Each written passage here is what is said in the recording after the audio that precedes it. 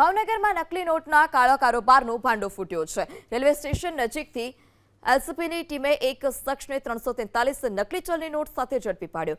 રાજપરા ગામનો રહેવાસી અજય ઉર્ફે ગુગો બુદેલિયા બજારમાં નકલી નોટ વટાવવા માટે આવ્યો હતો। એલસીબી ને બાતમી મળી હતી, જેને પ્રકારે વોચ ગોઠવવામાં આવી અને આરોપીને ઝડપી લેવામાં આવ્યો।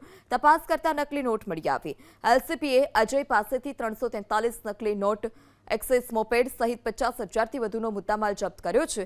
આરોપી ડુપ્લિકેટ નોટ ક્યાંથી અને કોની પાસેથી લાવ્યો તે અંગે પણ પૂછપરછ શરૂ કરાઈ, જેમાં અમદાવાદના નારોલમાંથી ચિંતન કનોજિયા પાસેથી નકલી નોટ લાવ્યો હોવાનો આરોપીએ ખુલાસો કર્યો છે।